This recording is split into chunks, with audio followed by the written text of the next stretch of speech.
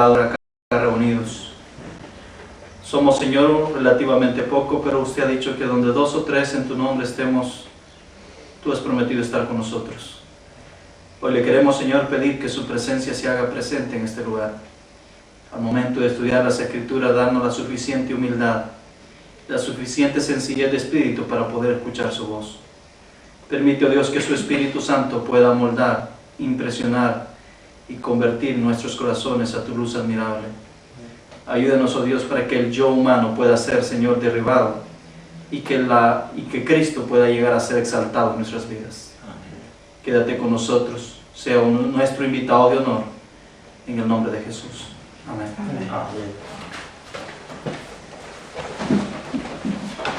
Hoy vamos a estudiar los principios o algunos principios esenciales para poder distinguir la verdad de Dios. Vamos a estudiar también las repercusiones que ésta va a traer como consecuencia. Es importante que lo veamos y lo visualicemos a la luz de la inspiración y nos demos cuenta cuáles son las señales evidentes que se muestran en cada generación cuando una verdad ha venido de parte de Dios. Las señales evidentes que las Escrituras da, que el Espíritu de Profecía muestra. Así es que vamos a visualizar las repercusiones y las evidencias para poder distinguir cuando una verdad viene de parte de Dios. En el libro de Palabras de Vida del Gran Maestro, en la página 56, nos dice lo siguiente: Dios tiene una verdad especial y una obra especial para su iglesia en cada generación. Nótese que dice que en cada generación Dios siempre tiene una verdad especial para su iglesia, en cada generación.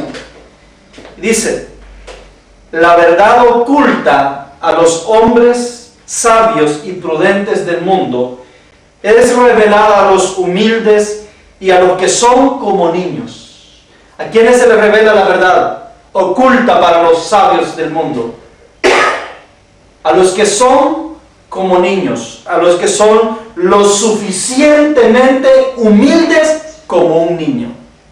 ¿Por qué la inspiración le pone como referencia a un niño? Es porque un niño es aquel personaje que cree firmemente y en cierto sentido ciegamente en su padre. Que si el padre lo lleva a alta mar y hay una tempestad y el padre lo deja en el barquito en alta mar para ir a buscar auxilio, el niño, confiado en que su padre le está prometiendo que va a volver, se queda porque cree en lo que su padre le está diciendo. Ese es un niño. La naturaleza del niño es obedecer sin objetar. Aunque muchas veces no entiende, no comprende la plenitud todo, él sabe de que quien se lo está diciendo porque lo ama. Y se lo está diciendo con un bien y con un propósito sabio para su vida. Consciente del niño lo identifica de esa manera, aunque el exterior de él lo revele del lado contrario o se resista a querer obedecer. Pero la humildad de un niño es esa en particular. Pero, el que recibe la verdad debe ser lo suficientemente humilde. Pero no confundamos, porque hay dos tipos de humildad. Está la humildad natural que muchos tienen, es decir, que se exterioriza en sus acciones, en su rostro, en su actitud. Usted muchas veces quizás ha conocido personas aparentemente que son humildes, son sencillas, no son extravagantes, no andan con tanta... Es decir, que a su juicio usted las cataloga como personas humildes. Pero también está la humildad espiritual.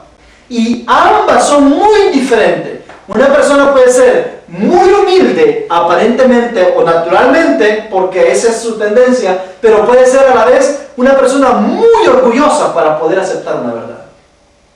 Entonces, la humildad a la que la inspiración está haciendo referencia es a la humildad espiritual. Es necesario ser humildes espiritualmente. Y la humildad espiritual empieza por deponer nuestras teorías cuando no encuentra su fundamento en las Escrituras y cuando la verdad viene derribando dichas teorías.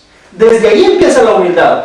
Ser lo suficientemente humilde para darme cuenta que he estado errado, para darme cuenta que he estado equivocado en entender erróneamente algunas cosas, y ahora que la verdad está llegando, está corrigiendo esos errores que yo he acariciado. Desde ahí parte la humildad. Desde ahí parte la humildad de un niño. Es necesario ser lo suficientemente humilde como un niño para poder llegar a aceptar la verdad. Y sigue diciendo la cita.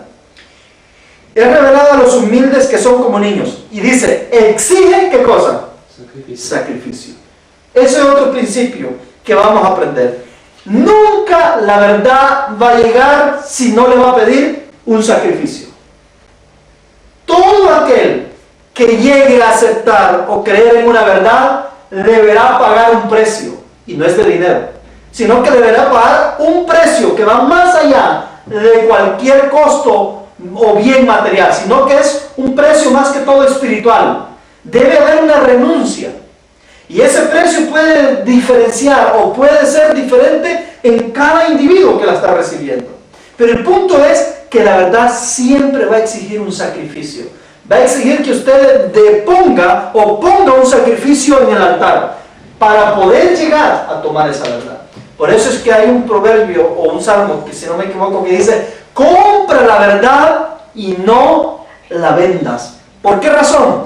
Porque la verdad debe ser pagada, es decir, hay un precio a pagar por la verdad. Muchas veces la verdad nos va a exigir que nos va a quitar amistades, nos va a quitar posiciones, nos va a quitar hasta seres queridos, familiares, que se van a volver contra nosotros por simplemente aceptar una verdad. Es decir, hay un precio que vamos a pagar, hay un sacrificio que vamos a tener que hacer por causa de una verdad. Cuando Jesús anduvo aquí en la tierra, Jesús les dijo: yo no he venido a traer paz a la tierra, yo he venido a traer ¿qué? Espada. En otra versión dice: he venido a traer guerra a la tierra. Desde ahora en adelante dice: en una casa, 2 estarán contra 3 y 3 estarán contra 2. Es decir, eso es lo que causa la verdad. La verdad no viene con el propósito de unir rebeldes con justos, sino para unificar el justo, pero para hacer la clara diferencia entre el rebelde y el justo. Y es ahí donde va a causar este efecto de lo que Jesús está hablando. Entonces, la verdad va a exigir un sacrificio. Y dice lo siguiente, la cita sigue diciendo: tiene batallas que luchar y victorias que ganar. No pensemos de que la verdad se va a abrir paso en medio de la paz. La verdad siempre va a tener luchas que combatir, batallas que librar. No será fácil. Y hay muchas victorias que deberá ganar antes de poder llegar a su popularidad máxima. En el principio la verdad no es recibida, ni es bien vista, ni es vista como algo positivo entre la mente de muchos de aquellos que son carnales en sus pensamientos. Así es de que va a haber enfrentamiento, no hablo de enfrentamiento físico, sino de un enfrentamiento espiritual. Va a haber una lucha mental, va a haber una lucha de espíritus de la carne contra el espíritu de Dios. Así es de que van a haber muchas batallas que se van a tener que librar, muchos conflictos que van a tenerse que lidiar con ellos. Y dice lo siguiente: al principio son pocos los que la defienden. Hoy en día es fácil decir: yo creo en Jesús. Que hasta el borracho dice: yo creo en Jesús. El brujo inclusive tienen a las imágenes de Jesús donde hacen sus brujerías. Es decir, todo el mundo dice creer en Jesús. Pero decir que yo creo en Jesús en el tiempo de los apóstoles, ¿sabe qué significaba eso? Muerte. Ahora decir yo creo en Jesús da igual, porque la verdad de creer en Jesús se ha hecho tan popular que ahora nobles, líderes, políticos, todo el mundo dice creer en Jesús. Pero en el tiempo de los discípulos, el acto de confesar que creíamos en Jesús era el acto de dar la sentencia de muerte sobre nosotros, o sobre los que estaban en ese momento. Pero entonces dice: al principio son pocos los que la defienden. Los que la defienden en sus inicios, en verdad son personas o individuos que en realidad están dispuestos a pagar el precio, que no les importa ser desdeñados, ser contrarrestados, ser maltratados o ser tratados de lo peor que puede existir en este mundo, porque porque están convencidos de lo que es en sí la verdad. Así de que, como no todos están dispuestos a pagar ese precio, y como no todos están dispuestos a correr ese sendero, muy pocos deciden tomarse el riesgo. Se les dice, ellos dicen, estos pocos, ellos son contrarrestados y desdeñados por los grandes hombres del mundo y de la iglesia que se conforma al mundo. ¿Cómo dice que son? Contrarrestados, es decir, contradichos. Ellos reciben oposición constante, continua, de todos los sentidos y en toda la forma. Porque la verdad no es popular, ni tampoco, la verdad no viene, mis queridos hermanos, no viene para ganar la mente humana. Dios no la envía con el interés de que usted se acomode, o que la verdad se acomode a su criterio, se acomode a mi criterio, se acomode a mi pensamiento. No, la verdad triste, lamentablemente para nosotros no viene con ese fin. La verdad simplemente viene para decirle a usted lo que Dios piensa y lo que Dios cree que debe ser. Independientemente si está de acuerdo con lo que nosotros pensamos o creemos o no. Esa es la verdad.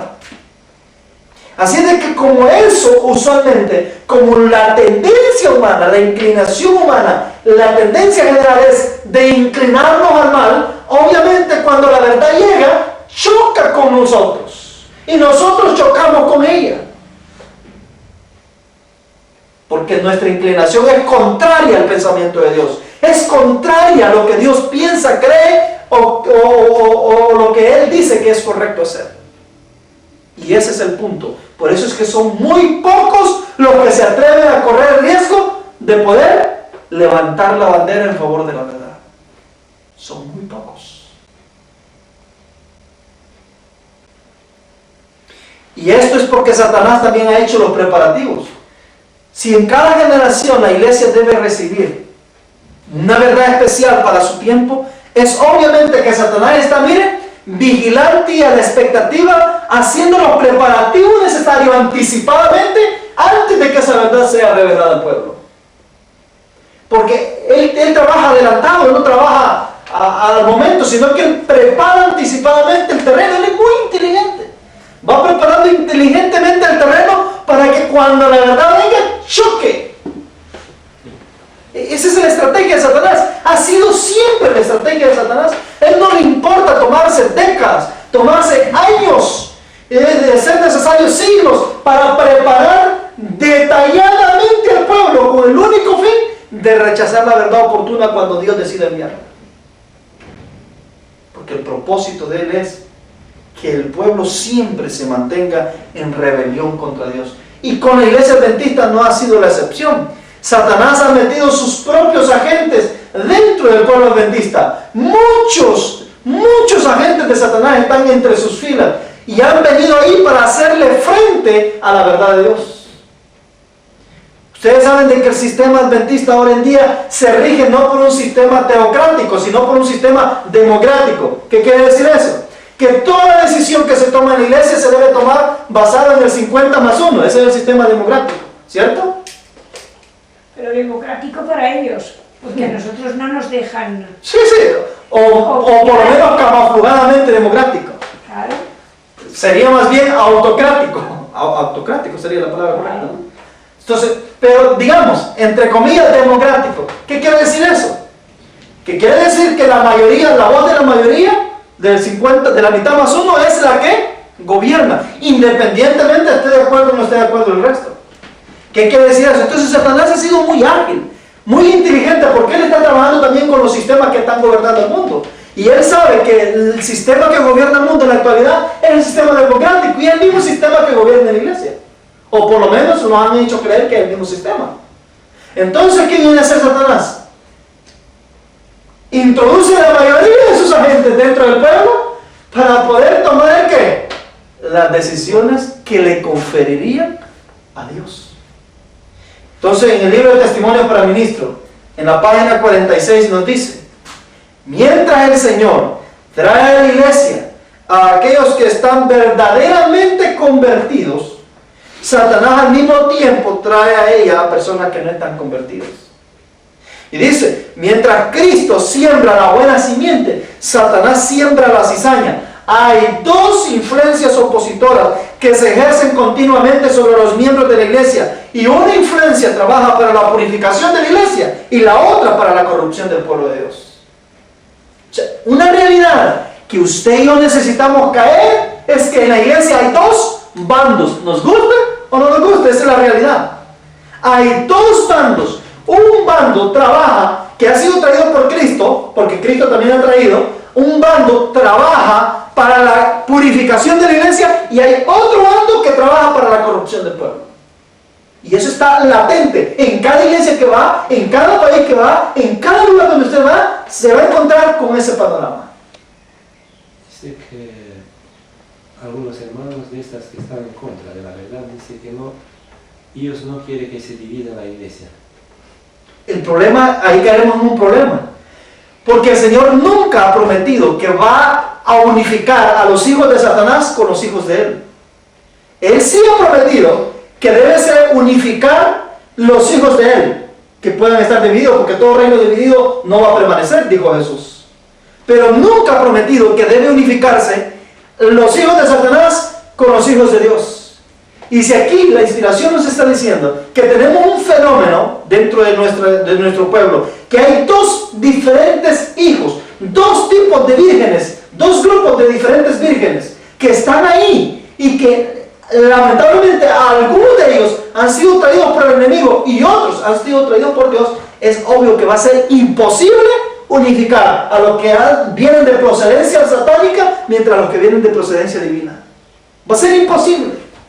Porque en todo caso, o estos tenían que concederle algunos asuntos, algunos principios a estos, o estos tendrían que elevar la norma al nivel de esto. Y eso sería complicado. Es mejor quedarnos unidos, ¿no? Cuando Jesús oró, y en el capítulo 17 de San Juan, ¿por quién oró Jesús? Para que alcanzaran la unidad perfecta. ¿Oró para que los discípulos alcanzaran la unidad perfecta con el Sanedrín, con los judíos? No. Él sabía que eso nunca iba a pasar.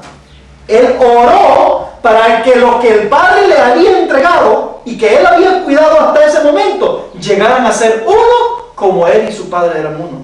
Es decir, Él ora por aquellos que habían aceptado la verdad que Jesús había traído a este mundo. Y en ellos se cumplió la oración que Jesús hizo. Allá en el Pentecostés, cuando pusieron todo al lado y se unificaron entre ellos en los últimos 10 días de los 50 días después de su resurrección. Y en ellos se cumple la oración que Cristo dio allá en el libro de San Juan 17. Pero en ningún momento dice que Jesús estuvo orando para que la iglesia judía se unificara con los seguidores de Cristo. Imposible, porque era imposible. Si Jesús les había dicho a los judíos, ustedes dicen que son hijos de Abraham, pero yo les digo que ustedes son hijos de vuestro padre el diablo. ¿De dónde procedían la mayoría? De Satanás. Y él sabía de que si eran hijos de Satanás iba a ser imposible que los que procedían del Padre, que eran los que estaban con él, se unificaran con aquellos. Sería imposible. Sería como pedir que la luna se unificara con la tierra o que el sol se uniera con la tierra. Y eso nunca ocurrió. Lo vemos inclusive después del derramamiento del Espíritu Santo, encontramos a los discípulos en el mismo conflicto que Jesús entró con los judíos. Pero no obstante, entre ellos sí lograron mantener la perfecta unidad. Entonces, es el mismo fenómeno. Aunque nosotros no tenemos el derecho, nadie tiene el derecho de determinar quién es cizaña y quién es trigo, debemos entender de que hay en el mundo espiritual dentro de nuestro pueblo, hay una división que Dios ya la ha marcado y que conoce muy bien que muchos de los que están ahí no están de parte de Dios y que otros que están ahí sí están de parte de Él y que en su momento se van a revelar. Eso sí lo tenemos que tener claro. Pero no estamos autorizados para determinar quién es y quién no es, porque eso solamente Dios lo sabe. Los que aceptan la verdad, usualmente en toda la historia se les dan diferentes identidades. Es decir, siempre Satanás ha preparado muy estratégicamente para poder identificar a aquellos que en su momento han llegado a recibir la verdad. En el libro de Lecciones Objetivas de Cristo, o que ahora este es el libro que antes, o que ahora se le llama Palabras de Vida del Gran Maestro. Antes se llamaba Lecciones Objetivas de Cristo. En la página 45 dice: a pesar de la amonestación de Cristo, los hombres han tratado de extirpar la cizaña para castigar a aquellos que se suponían eran obradores de maldad. La iglesia ha recurrido al poder civil. Aquellos que diferían de sus opiniones de las doctrinas establecidas han sido encarcelados, torturados y ¿qué más? Y muertos, a instigación de hombres que aseveraban estar obrando bajo la sanción de Cristo. Pero es el espíritu de Satanás y no el de Cristo el que inspira tales actos. Es el mismo método que Satanás usa para conquistar el mundo. Dios ha sido falsamente representado por la iglesia a causa de la forma de tratar con aquellos que se suponían eran herejes. ¿Saben que una de las características de Dios es que Dios no fuerza a nadie? Una de las características de Dios es que Dios te presenta la verdad, pero te deja a ti que decidas. Si tú la rechazas, muy bien, es tu problema. Si tú la aceptas, muy bien, es tu problema también. Dios te da a ti la elección. Dios nunca te obliga, ni nunca te pone entre la espada y la pared y te dice: si tú lo aceptas, esto va a pasar, te excluyo, etc. Como hace usualmente ha hecho la iglesia en todas las edades. Las iglesias que han sido raptadas por el enemigo tienen esa tendencia. Vienen los líderes de la iglesia y te dicen: decídete, o te haces con ellos o estás con nosotros. Si te vas con ellos, te desfraternizamos ahora mismo, te comulgamos. Eso es forzar la conciencia del individuo. Eso es ir contra el principio que Dios ha dado, porque Dios nunca fuerza, ni nunca te pone entre la espada y la pared. No es esa la naturaleza de Dios. Lo podemos ver muy bien en la historia de los discípulos. Jesús mismo les dijo: no os elegí yo a vosotros y uno de vosotros es diablo. Pero nunca lo confrontó de frente. Y el día que Judas se fue porque quiso. No es porque Jesús lo echó.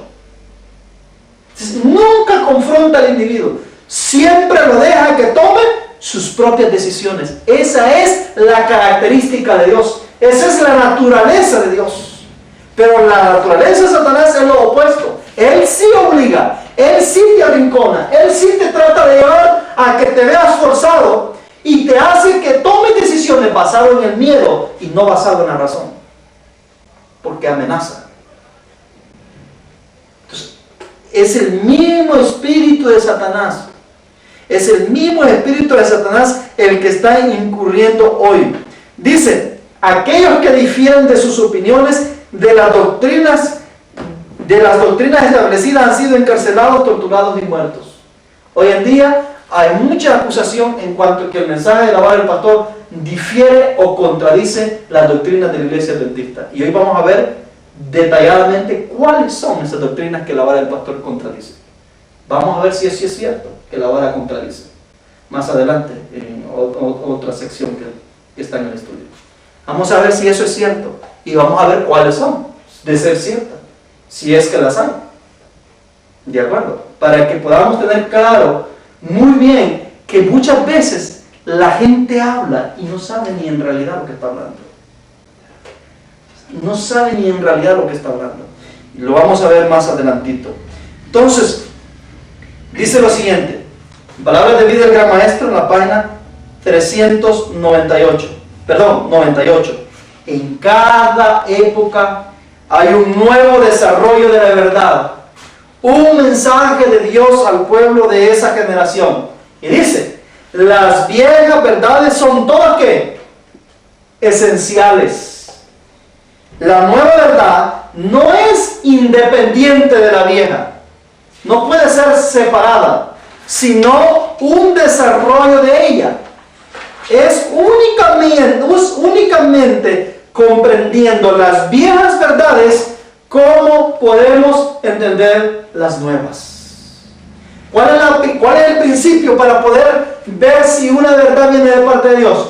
Que la verdad que viene no derrumbe las viejas verdades, ni contradiga las viejas verdades. Cuando una nueva verdad viene y viene tumbando una antigua verdad o eliminándola, entonces ahí hay problema, porque entramos en conflicto. Y ahí sí, con toda razón, podemos decir, esto no puede ser de Dios, porque viene tumbando una verdad que ya está establecida. ¿Entienden? Pero cuando una verdad viene añadida y no contradiciendo, entonces hay que ponerle atención, porque puede ser que Dios la esté enviando. Ahora veamos aquí. Es común que dentro del pueblo adventista se dice, el mensaje de la hora del pastor contradice las verdades de la iglesia adventista. Muy bien, las doctrinas de la iglesia adventista. Yo creo que han escuchado eso muy comúnmente en los labios de algunos hermanos, en los labios de algunos líderes de la iglesia. Comúnmente se escucha. Muy bien. Entonces veamos, vayámonos al punto. Primero dígame, ¿cuántas doctrinas tiene la iglesia adventista? 28. 27. ¿Cuántas doctrinas tiene la iglesia adventista? 26. 27. No, la iglesia adventista no tiene eso. Tiene solamente 6 doctrinas. Y tiene 28 creencias, pero doctrinas solo tiene 6. ¿De acuerdo? Primero vamos a definir cuáles son las doctrinas que la iglesia adventista en sí tiene, para poder determinar, porque si yo voy a decir, bueno, el mensaje de la vara contradice las doctrinas adventistas, obviamente que yo como adventista tengo que saber cuántas doctrinas tiene mi iglesia y cuál es esa doctrina que la vara del pastor contradice, ¿cierto? Eso es lo justo, eso es lo correcto. Cuando un adventista te viene a decir eso, entonces lo primero que hay que investigar, o lo primero que hay que dar por sentado es cuántas doctrinas tiene la iglesia adventista. Y resulta que la iglesia adventista tiene 6 doctrinas fundamentales, donde radican o donde están aglomeradas 28 creencias. 28 creencias de doctrina. Es decir, que dependen de estas 6 doctrinas, o donde se fundamentan estas 6 doctrinas. ¿Cuáles son esas 6 doctrinas? Bueno, la doctrina de Dios es la primera. La doctrina de Dios aglomera la creencia de las Escrituras como la fuente inagotable que Dios le ha dado a la iglesia para fundamentar todo el reglamento de fe. Fundamenta la creencia de Dios Padre, la creencia de Dios Espíritu Santo y la creencia de Dios Hijo. Es decir, la Trinidad, o la que comúnmente se le llama la Trinidad. Yo le llamo la divinidad. Las 3 personas de la divinidad. Ahí está, ahí englomera, en esas 5 creencias, solo esa doctrina englomera 5 creencias. Tenemos la segunda doctrina, la doctrina acerca del hombre. Esa es la segunda doctrina que la iglesia adventista tiene. Y esta englomera 2 creencias de las 28 que hemos mencionado, que es la doctrina acerca del Dios como el creador, la creencia de Dios como creador, y la creencia de la naturaleza del hombre. Ahí entra la inmortalidad del alma y todo ese asunto, de los muertos cuando mueren y todo eso. Ahí está. En la segunda doctrina hay 2 creencias. Tenemos la tercera doctrina de la iglesia. La tercera doctrina de la iglesia es la doctrina de la salvación. ¿Qué creencias están aglomeradas ahí? En la doctrina de salvación está el gran conflicto, la creencia del gran conflicto, la vida y la muerte y resurrección de Cristo, la experiencia de la salvación y creciendo en Cristo, que es una de las doctrinas más nuevas que han sacado la iglesia. Ahí está en la tercera doctrina, que es la doctrina de la salvación. Tenemos la cuarta doctrina. La cuarta doctrina es la doctrina acerca de la iglesia.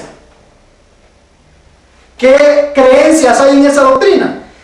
Bueno, la creencia de la iglesia, el remanente y su misión, la unidad en Cristo, la creencia del bautismo, la creencia de la cena del Señor, la creencia de los dones espirituales y la creencia del don de profecía. Todas esas creencias están aglomeradas en la doctrina sobre la iglesia, es decir, de la iglesia.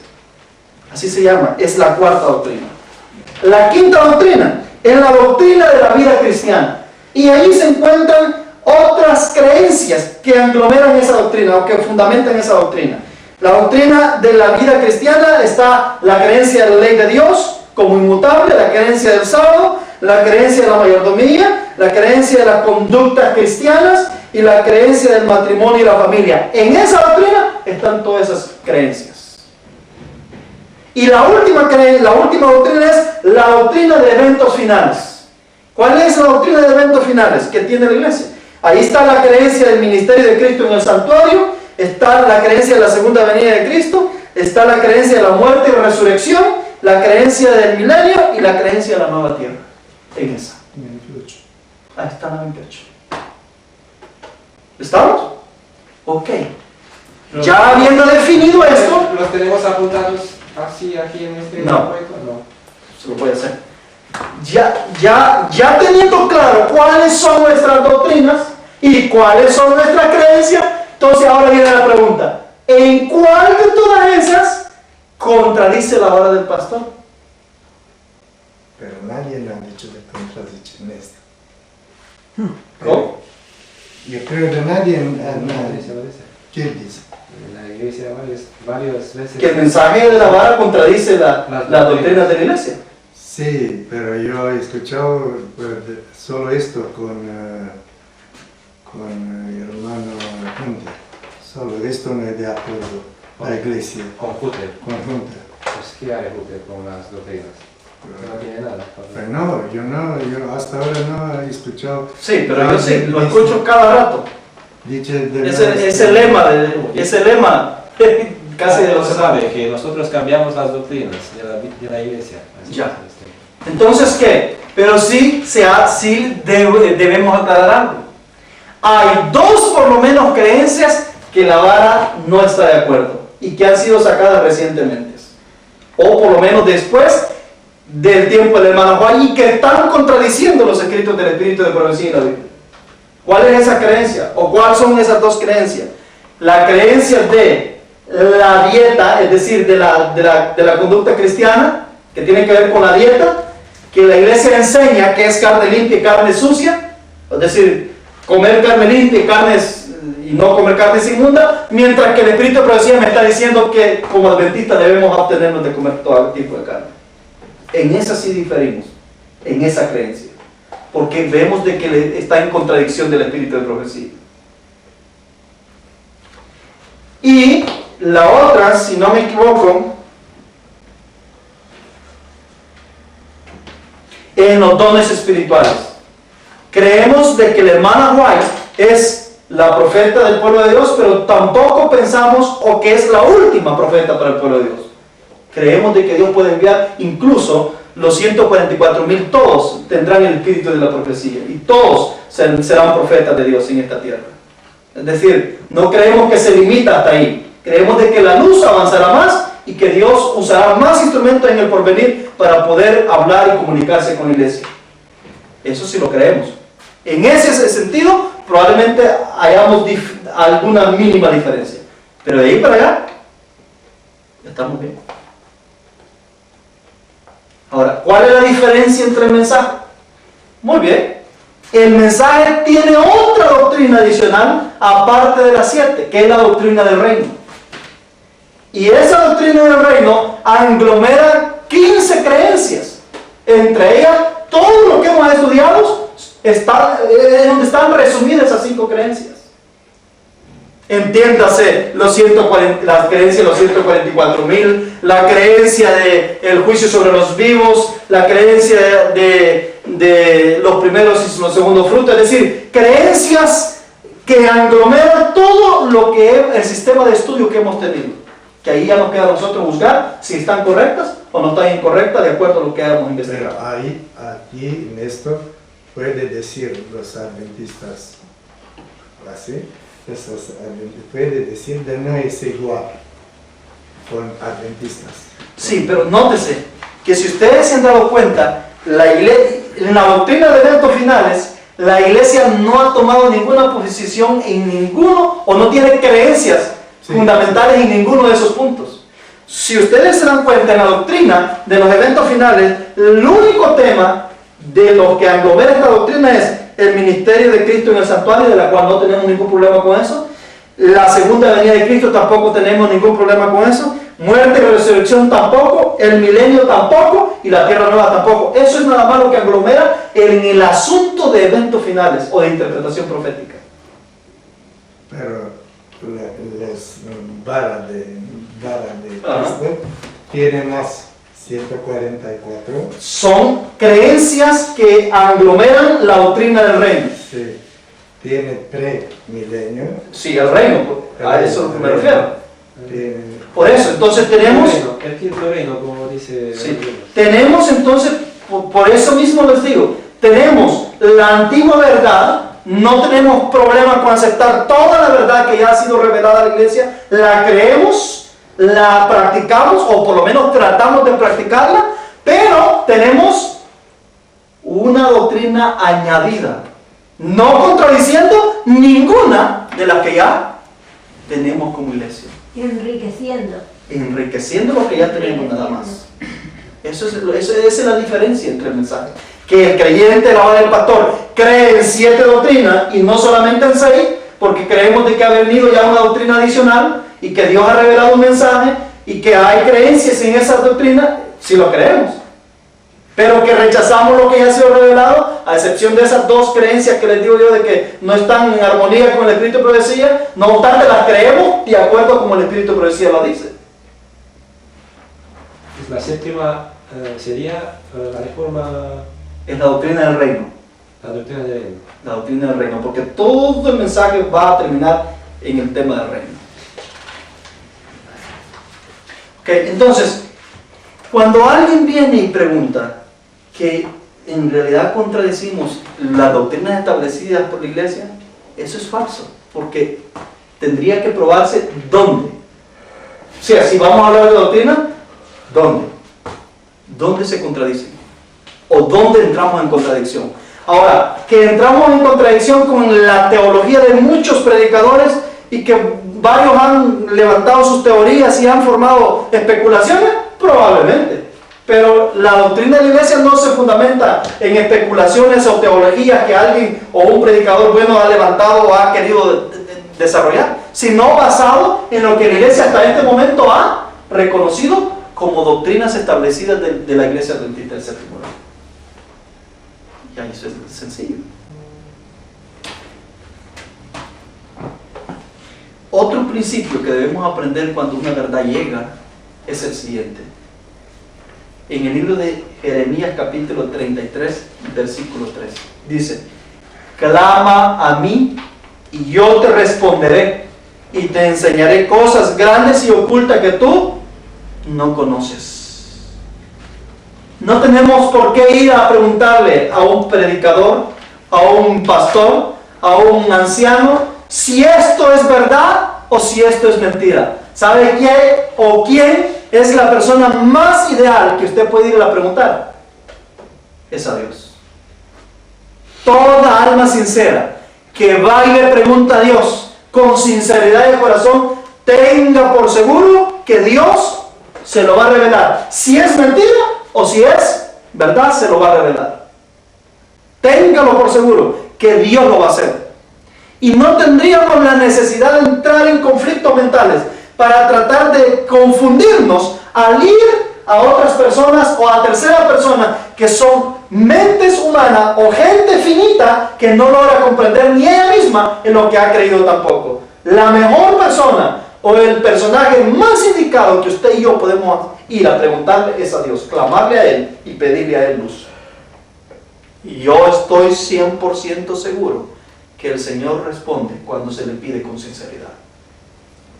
En el libro del Conflicto de los Siglos, en la página 658 dice: nunca se debería estudiar la Biblia sin oración. Solo el Espíritu Santo puede hacernos discernir, hacernos sentir la importancia de lo que es fácil comprender o impedir que nos apartemos del sentido de las verdades de difícil comprensión. Solo el Espíritu Santo, que es el que reveló las Escrituras, es el único que puede ayudarnos a comprender cuando un punto es verdad o no es verdad. Para eso debemos pedírselo con sinceridad a Dios. Hay reglas metódicas que Dios ha dejado. En Isaías 8:20 dice: la ley y el testimonio, el que no habla conforme a este porque no le ha amanecido. Eso es verdad. El problema es de que hasta los detractores también hablan a la ley y al testimonio aparentemente. El mismo Satanás usó la ley y el testimonio para contraatacar a Jesús en el desierto. Entonces, más allá de la ley y el testimonio, lo sabio que usted puede hacer es consultar con Dios. Y Dios es el único que finalmente va a aclararle y darle la última palabra en cuestión. Si no está claro en nuestra mente, porque muchas veces el enemigo es bien astuto, cita también y contraataca con el mismo terreno que usted tiene. Así como lo hizo con Cristo. ¿Cómo se introduce Satanás con Cristo? Citándole la Biblia. Citándole el libro de texto que Jesús había usado en toda su vida. Y que él mismo había inspirado a través del Espíritu Santo. O sea, él usa el mismo método. Pero el punto no está ahí. El punto es saber discernir cuando alguien está hablando en nombre de Dios y cuando alguien está hablando en nombre del enemigo. Y eso solamente es el Espíritu de Dios quien se lo puede revelar a usted. Por eso es necesario clamar y pedirle a Dios antes que a cualquier hombre o ir a consultar a internet.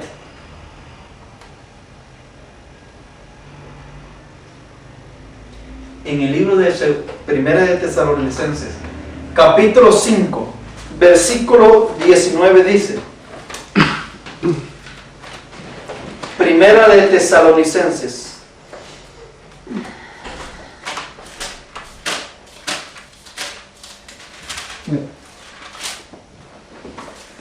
capítulo, bienvenido. Primera de Tesalonicenses, capítulo 5, versículo 19. Dice: no apaguéis al espíritu. No apaguéis el espíritu. No menospreciéis las profecías. Examinadlo todo y retener lo bueno. Ese es el principio que Dios nos da. ¿Por qué tener miedo a algo? Si usted tiene la facultad de poder examinar todo y lo que crea que es correcto, lo toma. Y lo que no crea que es correcto, sométalo a revisión con Dios. Porque probablemente lo esté entendiendo mal o probablemente no cuadra porque tiene ideas usted ya metida. O si es incorrecto, definitivamente, ¿qué cosa? Deséchelo. Dios nos llama a que seamos sabios. No apaguemos el espíritu. ¿Cómo se apaga el espíritu? ¿Rechazando qué? Las profecías. La luz que Dios envía. Así es la manera más ejemplar para que usted apague el espíritu. Es decir, ahuyente al espíritu. En el libro de Consejos sobre la obra de escuela sabática, y dicho sea de paso, si usted no tiene ese librito, consígalo. En San Feliz lo vende. Y es barato, es pequeño. Pero ese libro es una joya. Le dice muchas cosas. Hay muchas cosas maravillosas que ahí se encuentran.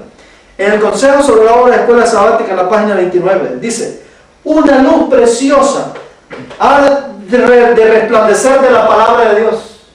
¿Qué dice ella? Una luz preciosa ha de resplandecer de la palabra de Dios. Y no se atreva nadie a decir qué cosa debe o qué cosa no debe ser expuesta al pueblo en los mensajes de iluminación que Él envíe. Nadie tiene el derecho a querer callar o a querer obligar a que usted guarde silencio o a querer acallar un mensaje cuando viene sin antes no entender las pretensiones, porque va a venir una luz que va a brillar. Y corremos el riesgo de estar contradiciendo esa luz. Entonces dice, o qué cosa no debe ser expuesta al pueblo en los mensajes de iluminación que Él envíe, apagando así el Espíritu de Dios. Cualquiera que sea su puesto de autoridad, cualquier puesto de autoridad que tenga, Dios no le ha concedido ese derecho. Dios no le ha concedido ese derecho a nadie de obligar a alguien de querer apagar o cerrar su oído para no escuchar una luz que pueda venir porque ella misma está diciendo que va a brillar una luz de la palabra de Dios. Y hay un riesgo que se corre al rechazar si algo viene de Dios, pensando que viene del enemigo. Nadie, dice, tiene derecho de impedir que la luz llegue al pueblo. Nadie. No importa el puesto de autoridad que tenga, no importa si es de unión, si es del pastor de la iglesia, si es de la asociación general, nadie tiene derecho a eso. Dios no le ha concedido derecho a nadie para hacer eso. Sigue diciendo, cuando un mensaje viene en el nombre del Señor a su pueblo, nadie puede excusarse de investigar sus pretensiones. ¿Entienden esa frase? Nadie puede excusarse, nadie puede quedarse atrás ahí indiferente sin investigar las pretensiones del dicho mensaje, porque si es de Dios, estaría rechazando algo que viene de Dios, y si es del enemigo, estaría permitiendo que sea engañado. Es decir, porque ya sea que venga de Dios o que venga del enemigo, todos estamos en la obligación de escudriñarlo y de ver de dónde es la procedencia. Entonces dice, ninguno debe arriesgarse, quedándose atrás y asumiendo una actitud de indiferencia y confianza en sí mismo, diciendo, yo sé qué cosa es verdad, estoy satisfecho con mi posición, he tomado ya mi posición y no me dejaré mover de ella, venga lo que viniere. ¿Dónde escribes? Es en ese libro que les dije, Consejo sobre la obra de escuela sabática, página 29. Entonces dice, he tomado ya mi posición, no me dejaré mover de ella. ¿Saben qué es eso? Empecinamiento. Es un empecinamiento, como dice Carmencita. Ese es orgullo espiritual. Eso es creer que me la sé toda y que Dios ya no puede venir a enseñar nada más. Y esa es la actitud del laodicense. El laodicense dice, yo soy rico y enriquecido y de nada tengo necesidad. Esa es la característica que identifica al laodicense. Creerse rico cuando en realidad es un pobrecito. Entonces dice, no escucharé el mensaje. Miren lo que sigue diciendo el que rechaza el mensaje. No escucharé el mensaje de este mensajero porque sé que no puede ser la verdad. O sea, hay una seguridad predeterminada sin saber en qué consiste el mensaje. Sin haber investigado el mensaje, está seguro predeterminadamente que no puede ser. No puede ser de Dios porque él ya está seguro que él solamente tiene la verdad. Entonces dice, porque siguieron este mismo proceder, las iglesias populares fueron dejadas en tinieblas parciales, y por esto los mensajes del cielo no las han alcanzado. Por este mismo proceder, la iglesia judía fue dejada en tinieblas. Por este mismo proceder, la iglesia católica fue dejada en tinieblas cuando vino Martín Lutero como reformador. Por ese mismo proceder, la iglesia presbiteriana fue dejada en tinieblas, la iglesia luterana fue dejada en tinieblas, la iglesia metodista fue dejada en tinieblas, la iglesia bautista fue dejada en tinieblas, la iglesia milerita fue dejada en tinieblas, y corremos el riesgo que la iglesia adventista corra por el mismo sendero, por esa misma actitud, por ese mismo proceder. Es terrible, hermanos, cómo la inspiración nos está relatando algo que podría estarse repitiendo textualmente entre las filas del adventismo hoy en día. No permita, hermanos, que nadie le controle la mente. Nadie tiene el derecho, ni yo ni nadie tiene el derecho de controlarle la mente. Usted debe tener la facultad de elegir por usted mismo. La facultad de elegir por usted mismo y determinar qué es correcto y qué no es correcto. Todos tenemos esa facultad. En el libro de Lucas capítulo 11 versículo 52 nos dice algo interesante. Mira lo que dice Lucas 11 versículo 52. Lucas 11:52 dice: ay de vosotros, doctores de la ley, teólogos en la ley, que habéis quitado la llave del conocimiento. Vosotros mismos no entrasteis, y a los que entraban se los impedisteis. ¿Qué es lo que han hecho los doctores de la ley? No entrar y pedir. Sí, esa es una. Han quitado la llave de ¿qué? Del conocimiento. ¿Cómo la han quitado? Y han hecho creer que tú no puedes entender las Escrituras. Son los únicos que pueden entenderla. Eso es lo primero que ellos han hecho. La historia se repite porque es lo que hizo La Iglesia Católica, lo mismo. Igual. Que el Papa era el único que tenía la autoridad de Dios para interpretar las Escrituras. ¿Qué es lo que te dicen ahora? Los pastores, ministros, son los únicos que pueden interpretar las Escrituras correctamente. Que tú no has estudiado, no te has preparado y por eso es que estás entendiendo erróneamente las Escrituras. Profesionales. No te has profesionalizado en ese asunto. Es decir, doctores de la ley, ay de vosotros que habéis quitado la llave del conocimiento. Y cuando había uno que intentaba, es decir, que descubría dónde podía encontrar conocimiento, se lo impediste, porque ni vosotros quisiste entrar, y estos que querían entrar, también se los impediste entrar. Nada nuevo hay debajo del sol, si el sabio Salomón ya lo dijo. Todo lo que pasó, volverá ¿qué? A pasar. Satanás no juega la misma ruleta todo el tiempo, y pasa por el mismo sendero todo el tiempo. El problema es que como las generaciones subsiguientes no vivieron en carne propia la experiencia pasada, es obvio que vuelven a repetir la misma historia, a pesar de que Dios ha sido bien categórico en revelarlas, para que no las repitamos otra vez. Pero tenemos la tendencia de ser repetitivos. Tenemos la tendencia de repetir la historia. Nos gusta pasar por el mismo sendero una y mil veces.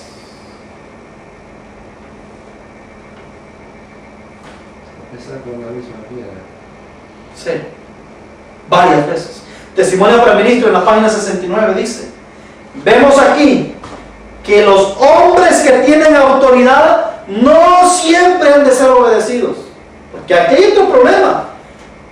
Es el pastor, es el de la unión, tenemos que obedecerlos. ¿No han oído ustedes varias veces esa frase? Son las autoridades, son puestas por Dios, hay que obedecerlas. O sea, ¿qué dice la inspiración? Vemos aquí que los hombres que tienen autoridad no siempre han de ser obedecidos. Dios le pide a usted que obedezca a sus autoridades si las autoridades están caminando en rectitud, pero no le ha puesto la carga a usted de que obedezca a una autoridad que va por el sendero equivocado. Dios no le ha puesto esa carga a usted y no está en obligación de cumplir esa parte de obediencia absoluta cuando éste va en camino equivocado. Dice: no siempre han de ser obedecidos, aun cuando profesen ser maestros de la doctrina bíblica. Pero el Espíritu Santo, de tiempo en tiempo, revelará la verdad por medio de sus propios agentes que escogidos. ¿Qué va a hacer el Espíritu Santo? Estoy en la página 3, Carmencita. Y la 3. Sí, en la primera cita de la página 3. Dice, pero el Espíritu Santo de tiempo en tiempo revelará la verdad por medio de sus propios agentes escogidos. ¿Saben que aquí hay otro principio que hay que entender? Cuando Dios va a revelar una verdad, Él se reserva el derecho de decidir a través de quién lo va a hacer. Ese derecho no le pertenece a la iglesia. La iglesia elige sus dirigentes, elige sus administradores para que la administren. Y ese derecho Dios se lo ha dado a la iglesia para que en congresos y eso puedan elegir sus administradores. Pero el derecho de transmitir un mensaje a la iglesia o el derecho de elegir a un mensajero o un instrumento humano para que Dios me envíe un mensaje, ese derecho es exclusivamente de Dios. Es el Espíritu Santo quien lo elige. Es que ellos confunden organización con doctrina. Exactamente. El derecho para revelar una doctrina o una verdad y de elegir el instrumento a través de quién lo va a revelar, es un derecho que solamente le corresponde a Dios. Y Dios no le ha entregado ese derecho a la iglesia para que la iglesia elija y diga, bueno, a través de esta persona queremos que nos digas. ¿Entendemos? Quiere decir que cuando Dios va a enviar una verdad a través de un profeta, ¿quién elige al profeta? Dios. Si le gusta la iglesia, bueno. Si no le gusta, también. Pero es la elección de Dios. Él es el único que puede determinar cuál es el individuo ideal que se necesita para esa misión que le va a confiar. Y es el único que conoce el corazón de ese individuo. Y por eso Él se toma esa atribución. Es el Espíritu Santo quien lo elige. Y es el Espíritu Santo quien determina quién es esa persona. Dice, y ningún hombre, sea ni siquiera un sacerdote o príncipe o un ministro, tiene el derecho de decir, usted no dará publicidad a sus opiniones, porque yo no creo en ellas. ¿Qué dice? Ningún dirigente tiene el derecho de decirle a usted que usted no puede dar publicidad a sus opiniones simplemente porque lo cree. Dios no ha conferido ese derecho a nadie. Todos tenemos la libertad de poder exponer opiniones. Todos. Independientemente concuerden o no concuerden con todos. Pero todos tenemos ese derecho. Pero tiene que concordar con la palabra de Dios. Tiene que concordar con la palabra de Dios, no con el criterio de cada uno de nosotros. Entonces dice, usted va a dar, porque yo no creo en ello. Podemos ver que evidencias fueron dadas a los sacerdotes y a los príncipes, y cuán firmemente resistieron al Espíritu de Dios. Los que pretenden poseer sabiduría y piedad superiores pueden cometer los más terribles y fatales errores para ellos mismos si permiten que su mente sea amoldada por otro poder y siguen una conducta de resistencia al Espíritu Santo. Es decir, aquellos que tienen puestos o superiores, es decir, que tienen autoridad, pueden cometer errores garrafales, errores duros, difíciles, que pueden repercutir en consecuencias serias. Dice en Obreros Evangélicos, en la página 318, debemos aprender que los demás tienen tantos derechos como nosotros. Cuando un hermano recibe nueva luz acerca de las Escrituras, debe exponer francamente su opinión. Y cada predicador debe escudriñar las Escrituras con espíritu sincero, para ver si los puntos presentados pueden ser sostenidos por la palabra inspirada. Cada predicador, ¿qué es lo sabio que un ministro o predicador puede hacer?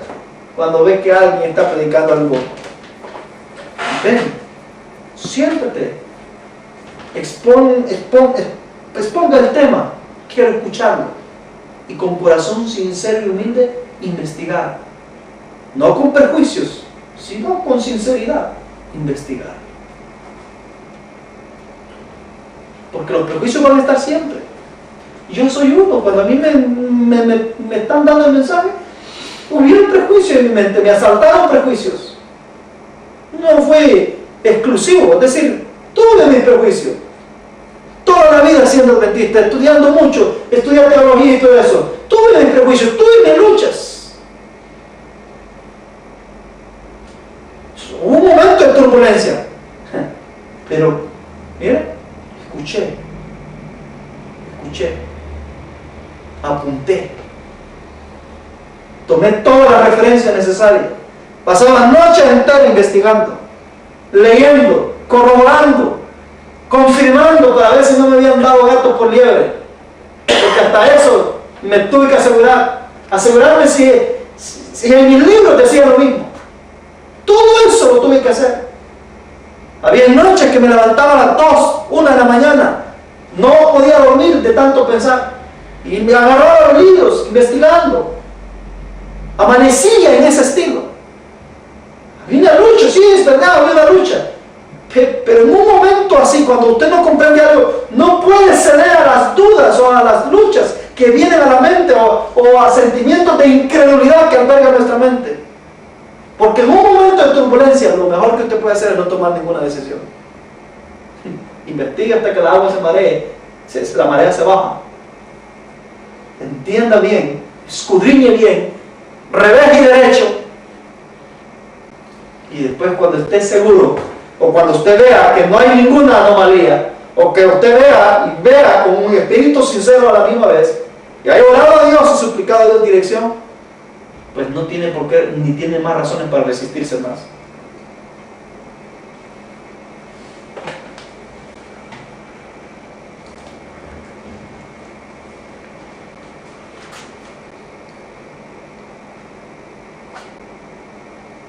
Cambia, no vas a cambiar. Entonces, como les decía, durante mis primeros 3 meses fueron de desvelos. 3 meses pasé en desvelos, que no conciliaba el sueño, porque fue un choque en mis pensamientos, un choque en toda la teoría que yo tenía en mi mente. Y hubieron muchos sentimientos encontrados y de confusión. Pero eso es normal, sí es normal. Eso debe de pasar. ¿Cuál es lo anormal? Que yo me rija o tome decisiones basadas en esos sentimientos, sin tener la evidencia correcta. El problema es que cuando un mensaje llega, hay un riesgo doble que uno se está tomando. Lo mismo que ha ocurrido en toda la historia, hay un riesgo doble. Si el mensaje viene del enemigo, el riesgo es que me engañen y yo me pierda engañado. ¿Cierto? Ese es el primer riesgo. El otro riesgo, si el mensaje viene de Dios y yo lo rechazo, entonces me pierdo por entrar en rebeldía con Dios y por rechazar un mensaje que Él está mandando. Es un arma, como le dicen en mi país, es un arma de doble filo. Entonces no es una decisión fácil, no es una decisión sencilla. No es una decisión sencilla. Entonces sigue diciendo la cita. Estamos en Obreros Evangélicos, ¿cierto? Cada alma debe mirar a Dios con contrición y humildad, para que Él la guíe, conduzca y bendiga. No debemos confiar a otros la obra de escudriñar las Escrituras en lugar nuestro. Con frecuencia algunos de nuestros hermanos dirigentes se han colocado del lado equivocado. Y si Dios mandase un mensaje y aguardase que estos hermanos más antiguos preparasen su progreso, nunca llegaría a la gente. Con frecuencia nuestros hermanos dirigentes se han equivocado. Es más, si nosotros revisamos la historia, los que siempre se han opuesto a un mensaje de Dios son los dirigentes. Lo tenemos en la historia de los profetas del antiguo Israel, lo tenemos en la historia con Jesús, lo tenemos con Juan el Bautista, tenemos el mismo fenómeno con Martín Lutero, tenemos el mismo fenómeno con los diferentes etapas de la iglesia a través de la historia cuando Dios ha enviado un mensaje. 1888, etc. Cuando el Señor, dice Joya de los Testimonios, volumen 3, página 317, cuando el Señor tiene luz para su pueblo, no es de esperar que Satanás se quede tranquilo. Eso es lo más ingenuo que yo puedo pensar. O es lo más ingenuo que yo puedo creer, que Satanás se va a quedar con los brazos cruzados cuando Dios envía luz. No, Él va a actuar rápidamente. Dice, Él no se va a quedar tranquilo. Dice, no hemos de esperar que Satanás se quede tranquilo sin hacer esfuerzos para impedirle que la reciba. Él obrará, mira a dónde va a ser el primer punto de ataque. Él obrará en las mentes para excitar desconfianza. ¿Cuál es la primera cosa que va a venir? Desconfianza. Desconfianza en el mensaje, desconfianza en lo que estás escuchando, desconfianza en lo que te están enseñando, desconfianza de que puede ser de que no sea correcto, desconfianza de que puede ser que no sea realmente correcto lo que te están diciendo, desconfianza que te pueden estar metiendo bastante verdad pero mentira a la misma vez. Es decir, desconfianza de toda naturaleza. Desconfianza porque probablemente no venga por medio de la persona indicada que tú crees que es la indicada. Desconfianza de muchas formas. Ahí va a ser el primer punto de ataque de Satanás. Excitar desconfianza en tu mente y en mi mente. 2. Va a despertar celos. ¿Celos cómo? No, pero ¿Sabes tú más que yo? ¿sabes tú más que yo? Oye, si yo soy dentista y he leído todo el Espíritu, pero sí, he leído toda la Biblia. Nacido y adventista. ¿Ah? Nacido Y adventista. nacido. Celos. Oye, pero mi iglesia, jamás. Yo he creído lo que he creído y moriré creyendo lo que he creído. Celos. Celos de toda naturaleza. Satanás dice que va a despertar celos. Y va a despertar incredulidad. Incredulidad. ¿Pero qué? Que viene un reino premilenial. Pero eso es absurdo. ¿Cómo era una cosa semejante en medio de este mundo de pecado, una atmósfera sin pecado? Eso es absurdo. Que viene Jesús y va a hacer una visita súbita a su pueblo y va a exterminar todo lo que no tenga el sello del Dios vivo. Eso es absurdo, eso es ridículo.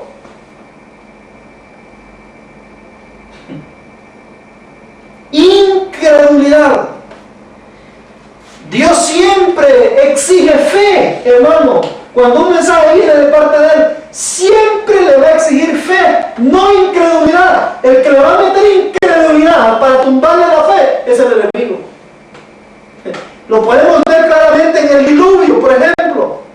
En el diluvio, los antediluvianos no quisieron creer en el mensaje de Noé porque sencillamente estaba contrario a la realidad de lo que ellos vivían. Este loco nos está diciendo de que viene una lluvia de 40 días. Nunca ha caído lluvia, no sabemos ni qué es eso. Está construyendo un arca en medio de un desierto, como que si el arca va a nadar en el desierto. Es decir, es la peor ridiculez que puede existir. La ciencia decía que eso es contrario a toda la realidad. Así de que decidieron no creer porque no estaba acorde con lo que sus ojos veían. Y decidieron darle paso a la incredulidad. Pero digamos de que los antediluvianos hubiesen creído, hubiesen dicho, bueno, viene un diluvio, entonces todo el mundo a preparar un arca, igual que la que está haciendo Noé, para podernos salvar de este diluvio viene. Ya tenemos el modelo. Digamos que todos hubiesen hecho su arca para poder resguardar a sus tribus, a su gente, etc. Y el diluvio venía, y estos como obedecieron, a pesar de que no entendían por la realidad de las cosas, se hubiesen salvado, ¿sí o no? Y digamos de que el diluvio no llegaba. Prepararon su arca y todo. ¿Qué es lo más que iba a pasar? Nada. Se salían del arca, se dieron cuenta que se equivocaron. Dios podría haberles aclarado después y corregirlos. Creyeron sinceramente en una mentira. Dios los salva. O busca la forma de librarlos de ese engaño. No los destruye porque no era verdad. No puede ser. ¿Ah? Así no. Cuando Dios dice algo. No, te digo en el caso, Sí. en el caso remoto, ¿no? Pero no. O sea, ¿qué iban a perder? ¿Qué iban a perder los antediluvianos con simplemente obedecer a Noé? Y si los demás hubiesen hecho arcas y pasaba como en la historia de Jonás, que no destruyó el pueblo. ¿Por qué? Porque el pueblo creyó. reconoció a Dios. Creyó. Es decir, en todo caso, No, aquí hablo.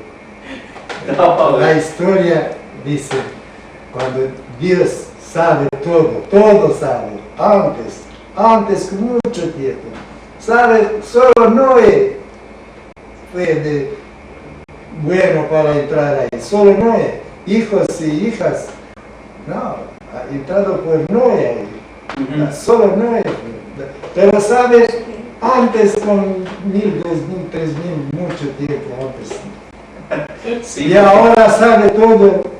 Dios viaja al futuro, porque recuerden que Dios va al futuro, ve todo el escenario en el futuro y en base a eso revela lo que va a pasar en el futuro. Él lo revela porque Él ya lo vio.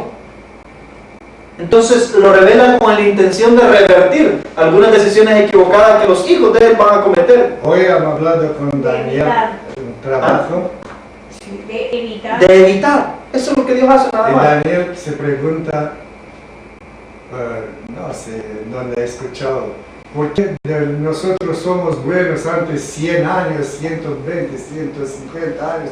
Viene Jesús. No viene Jesús cuando se cumple seguro tiempo.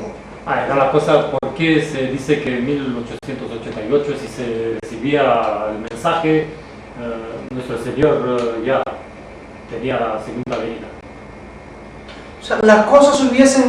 Recuerden de que Dios, a pesar de que Dios tiene el libre derecho para determinar todo, Dios también se somete a las decisiones que los hijos aquí en la tierra hacen.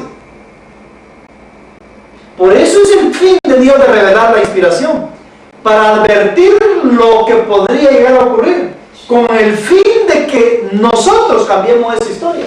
Que no tenemos más bendiciones porque impedimos a Dios. Ese es todo el fin de Dios. Dios puede cambiar de parecer, sí, lo hizo con los ninivitas. Todos los ninivitas se han convertido, y entonces ¿qué pasa? Aunque estaba dictando la sentencia que iban a ser destruidos, ¿qué hace Dios? Cambiamos de plan. Pero por momento y después Obviamente se revelaron. Pero esa generación, Dios la perdonó porque se arrepintió. porque antes sabe. Porque Él ya vio. Porque Dios, Sí, Él vio al futuro Sí. lo que habría de ocurrir. Dios Entonces, no tiene espíritu de venganza. obviamente no. Entonces, nótese, hermanos, volviendo al punto del diluvio, si los antidiluvianos hubiesen creído el mensaje de Noé, todos se hubiesen salvado. O probablemente Dios ni hubiese enviado el diluvio en ver la conversión de ellos. Sería de más especular lo que pudo haber pasado. Okay, ahora viene un mensaje y nos dice, Dios viene a hacer una visitación a la iglesia súbita, va a eliminar todo lo que no tenga el sello del Dios vivo. O sea, de acuerdo a lo que hemos estudiado. ¿Qué más da prepararme para poder estar entre los escogidos de Dios? ¿Qué más da creer y prepararme para poder confiar en la misericordia de Dios? Que deliberadamente contrarrestar por opiniones que yo tengo de que eso no puede ser así. ¿Y qué tal si eso es así? Y caigo en realidad si esto llega a cumplirse. Es decir, estamos viendo el punto donde el menor peligro hay. En la posición donde el menor peligro corremos. A lo que de acuerdo a lo que la inspiración da. Entonces, esas incredulidades van a venir y nos van a asaltar. No vamos a hacer, Dios no nos va a eximir de esas incredulidades. Satanás va a permitir que Satanás las ponga en nuestra mente. Él obrará para incitar incredulidades. Dice, tengamos cuidado de no rechazar la luz que Dios envía, porque no viene de una manera que nos agrade. ¿Cuán grande cuidado tenemos que hacer? La verdad no viene para agradar a nadie, ni viene para agasajar el sentimiento y el deseo de alguien. Simplemente viene como advertencia de Dios para que corrijamos nuestros caminos. No rechacemos la bendición de Dios por no conocer el tiempo de nuestra visitación. Si hay quienes no ven ni aceptan la luz ellos mismos, si hay gente que no ven ni aceptan la luz ellos mismos, ¿saben cuál es el mejor consejo que les está dando la inspiración? No estorben el camino de los demás. Si yo no creo, ¿saben lo más sabio que yo puedo hacer? No estorbar a Estefan. Si él cree, que siga. Pero si yo no creo porque yo no veo la luz ahí, lo mejor que yo puedo hacer es apartarme, dejarlo. No te, el enemigo no te, ¿Ah? no te da paz el enemigo. No, obviamente. Pero es lo más sabio que yo podía llegar a hacer, porque si yo empiezo a intervenir en la vida de Estefan, a quererle impedir que él llegue a eso. Y si eso que él está conociendo es verdad, pero para mí no es, entonces yo me estoy convirtiendo en piedra de tropiezo. Entonces yo ya estoy entrando en problemas con Dios y es Dios quien me va a enfrentar a mí. Dios es capaz de todo para impedir de que sirvamos de piedra de tropiezo de otros. El mismo Jesús dijo, es mejor el que sirve de piedra de tropiezo, es mejor que se prenda de una piedra de un molino y se tire al fondo del mar. Es mejor. O sea, si no vamos luz, no estorbemos. No se diga de este pueblo altamente favorecido, como se dijo de los judíos cuando les fue predicada la buena nueva del reino. Vosotros mismos no entrasteis, y a los que entraban, impedisteis. Buena nueva del reino. Porque fue precisamente el asunto del reino lo que no entendieron los judíos. Y es el mismo fenómeno que ocurre hoy. El asunto del reino es el que no entiende la iglesia también.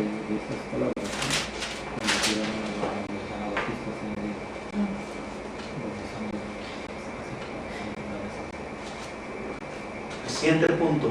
Honre a Cristo, la verdadera cabeza de la iglesia, y no a los hombres. En Hechos 4:29 dice, 4:29 dice, respondiendo Pedro y los apóstoles dijeron, es necesario obedecer a Dios antes que los hombres. Y el 4:19 dice, mas Pedro y Juan respondieron y les dijeron, juzguen si es justo delante de Dios obedecer a vosotros antes que a Dios. Dios le pide obediencia a sus autoridades, sí, todo y cuando estas autoridades estén en armonía con Dios. Pero cuando estas autoridades no están en armonía con Dios, Dios no obliga a nadie a que le rinda obediencia a las autoridades antes que a Dios. Pedro mismo dice, juzguen ustedes a quién es necesario obedecer primero. Ante todo y por todo, al que se le rinde obediencia y honor, primeramente es a Dios. Si aunque esté en contradicción con autoridades o personas con influencia en el pueblo. En el conflicto de los siglos, en la página 653 dice, ni las opiniones de los sabios, ni las deducciones de la ciencia, ni los credos o decisiones de concilio o juntas de iglesia, como le llaman ahora, tan numerosos y discordantes como lo son las iglesias que representan, ni la voz de la mayoría, como las decisiones democráticas que hacen hoy, nada de esto, ni en conjunto, ni en parte, debe ser considerado como evidencia en favor o en contra de cualquier punto de fe religiosa. Antes de aceptar cualquier doctrina o precepto, debemos cerciorarnos de si lo autoriza un categórico, así dice el Señor, y no por una decisión de concilio, junta o de algún grupo de personas influyentes. Las juntas, los concilios, congresos, etcétera, etcétera, no tienen autoridad para determinar un punto de fe. No la tienen. Dios no se las ha concedido. Ellos tienen autoridad para coordinar asuntos administrativos de la iglesia, pero no asuntos de fe. Es decir, no asuntos de religión, ni asuntos de verdades o doctrinas. Dios no la ha concedido. Dios solamente tiene un canal para revelar doctrinas, para revelar verdades, y es a través de profetas. No usa otro canal. Es a través de ellos que se revelan las verdades. Y debe esto estar en nuestra mente. De ahí para allá, o atribuciones que se toman concilios, atribuciones que se toman juntas de iglesia, son atribuciones que Dios no ha dado ni ha otorgado a ningún ser humano.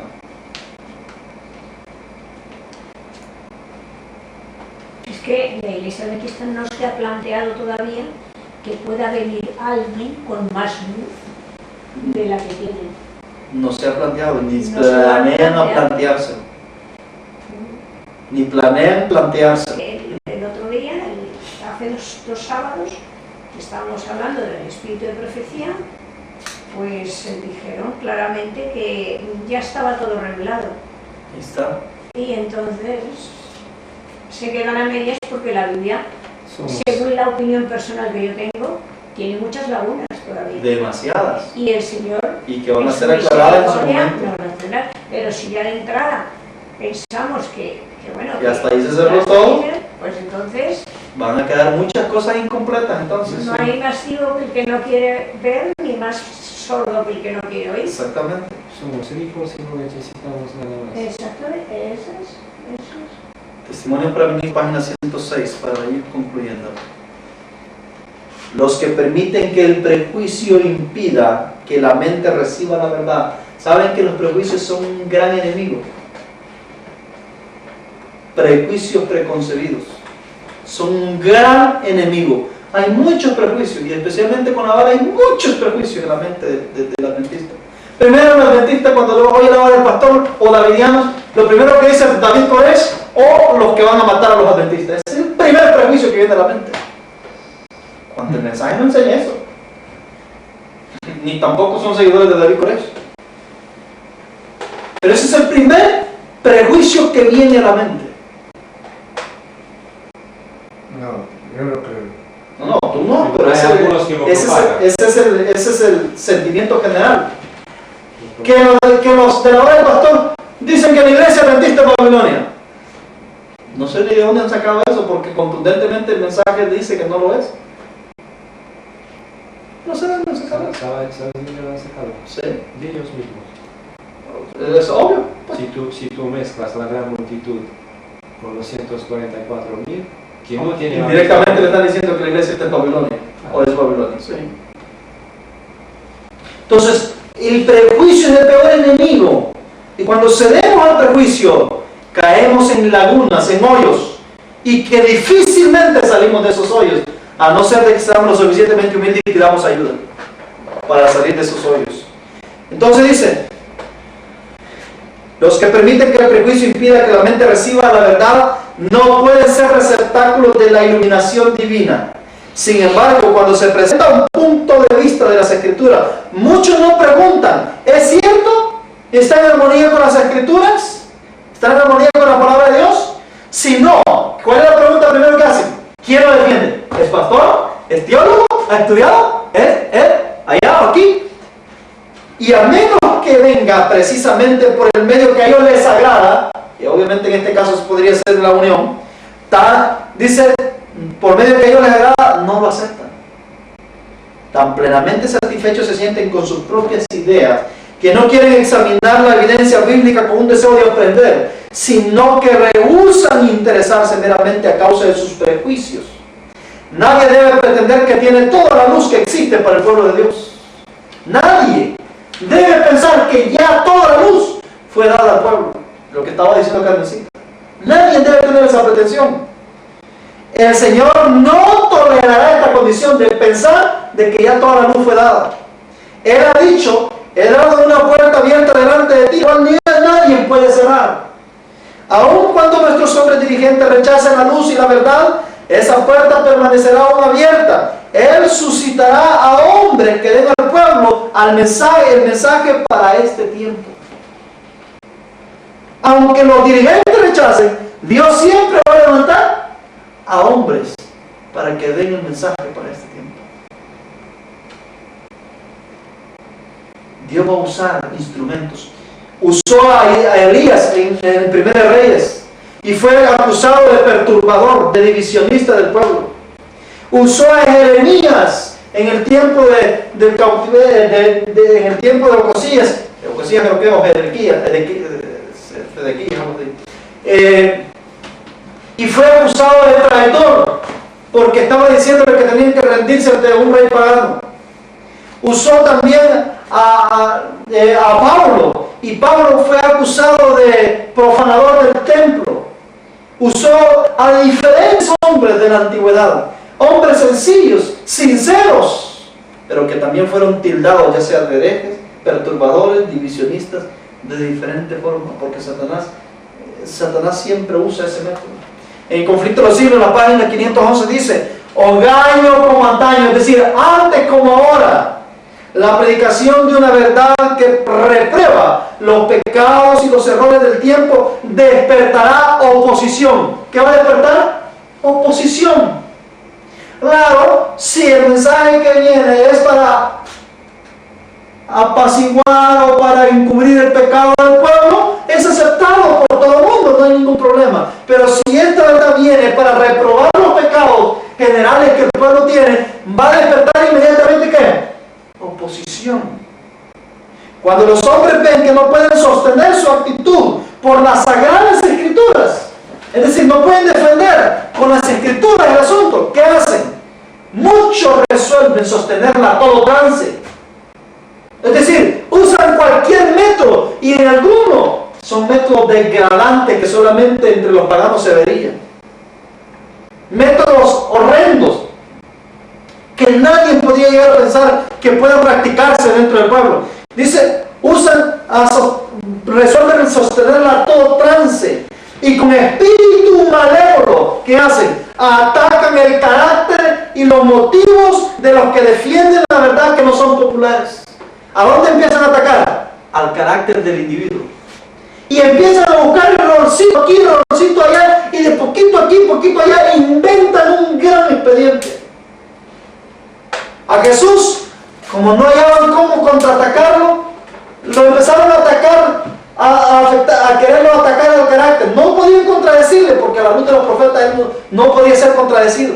Entonces, ¿qué empezaron a decir? Este es un profanador del sábado, este quebranta el sábado porque sale el sábado. Empezaron a buscar supuestos errorcitos que Jesús estaba cometiendo, según el criterio de ellos.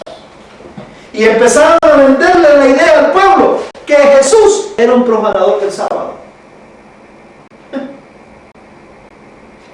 Es decir, resuelven contrarrestar a todo trance la verdad, y cuando ven que no pueden sostenerla como un escrito está, atacan el carácter del mensajero, inventándole. Entonces dice, es la misma política que se siguió en todas las edades. Es lo mismo, no ha cambiado la política. Elías fue acusado de turbar a Israel, Jeremías lo fue de traidor, San Pablo de profanador del templo. Desde entonces hasta ahora, los que quisieron ser leales a la verdad fueron denunciados como sediciosos, herejes y cismáticos. Ahora le agregaríamos una palabra popular: disidente. Es una palabra popular que hoy disidente. Esa palabra está en la boca de todos. Disidente. Porque no concuerda con lo que ellos han aprendido o lo que el ángel de la iglesia les ha enseñado.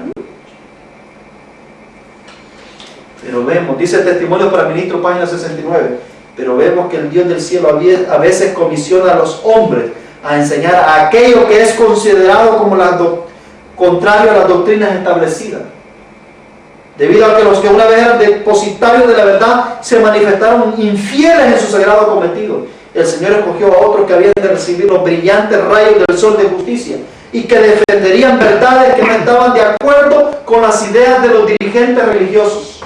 Y entonces estos conductores, en la ceguera de sus mentes, dan pleno curso a lo que se cree una indignación justa contra los que han puesto a un lado fábulas acariciadas. Actúan como hombres que han perdido la razón. No consideran la posibilidad de que ellos mismos no hayan entendido correctamente la palabra. No quisieron abrir sus ojos para discernir el hecho de que han interpretado mal y erróneamente y aplicado erróneamente las escrituras y han edificado falsa teoría a los que denominan doctrinas fundamentales de la fe.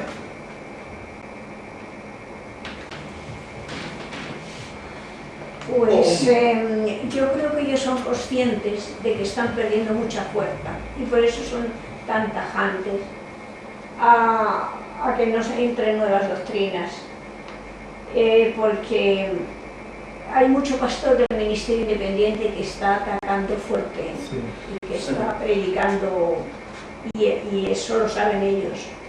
Así es, así mismo. Última cita y terminamos. Conflicto de los siglos, página 582.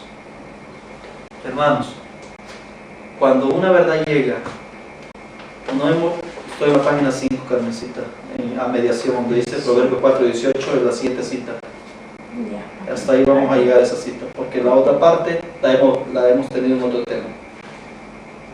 Hermanos, cuando una verdad llega, no hemos de pensar que no vamos a tener dudas. Las dudas no es pecado tenerlas.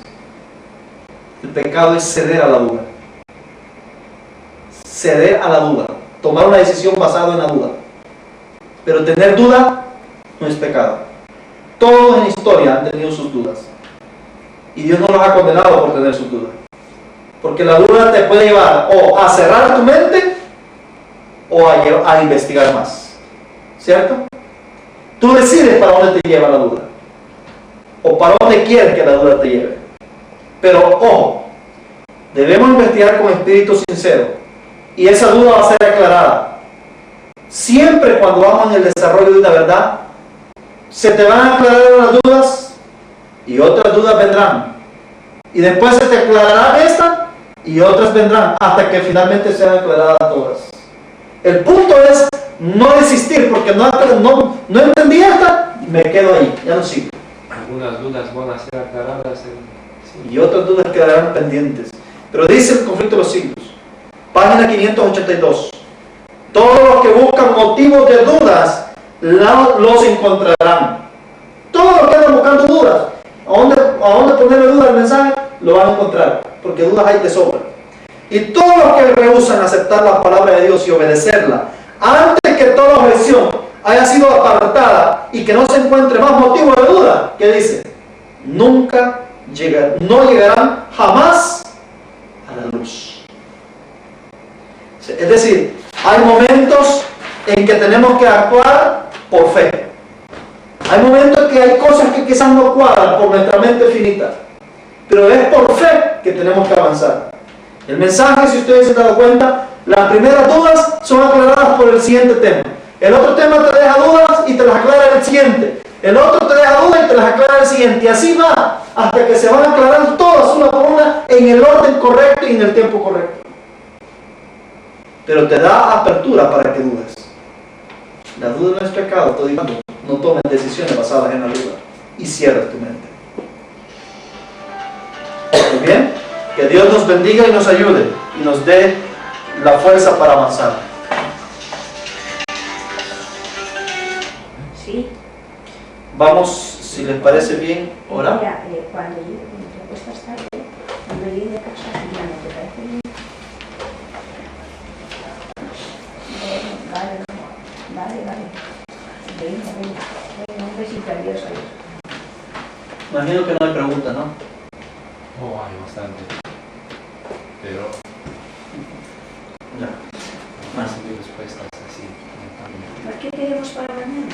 Mañana tenemos otro estudio más, ese sería el último porque yo no me había percatado que el miércoles salgo a medianoche de aquí de España. Sí. Entonces yo tengo que estar 3 horas antes ahí y venir al estudio, no me da chance. Bueno, pero yo he entendido que nos ibas a hablar de la organización de la vara.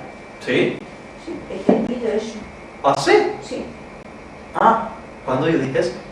Pues el otro día estuve hablando con Raúl y me dijo que probablemente nos hablaría de la organización nuestra.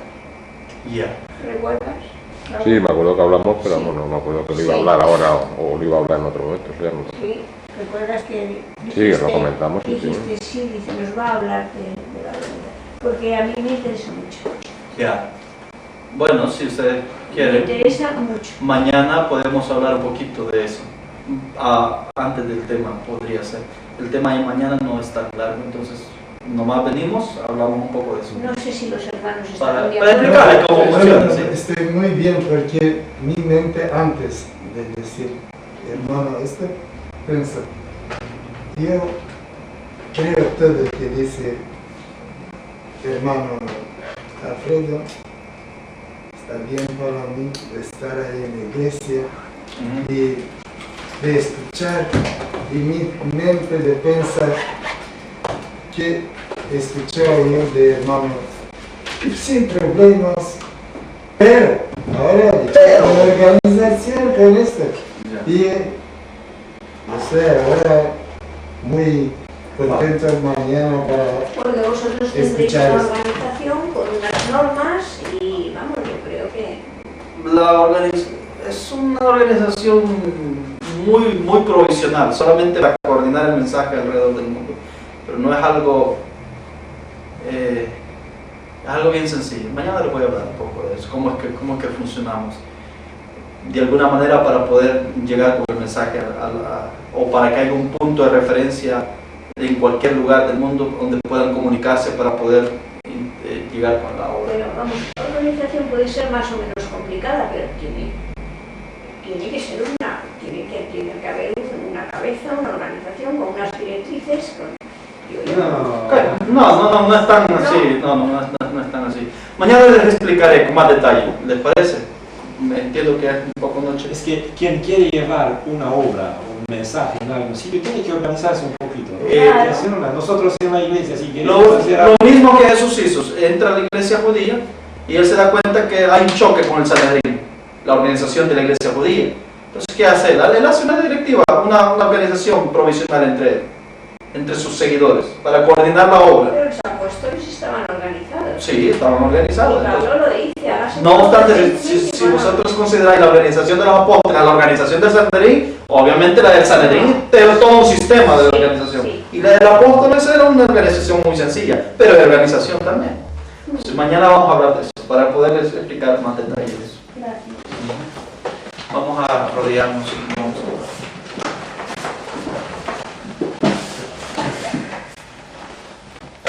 Bendito Dios del universo, le agradecemos porque nos ha permitido estudiar las Escrituras en esta hora.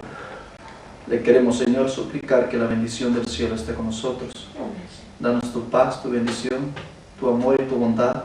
Bendice a cada uno de los que hemos estudiado, que el cielo nos pueda guiar, dirigir y que tu Santo Espíritu pueda enseñarnos el camino y el sendero por donde caminar. Así sea. Quédate, Señor, con nosotros. Danos un sueño reparador y guárdanos hasta nuestros hogares donde vayamos a descansar. En el nombre de Jesucristo. Amén. Amén, Señor. Unas preguntas.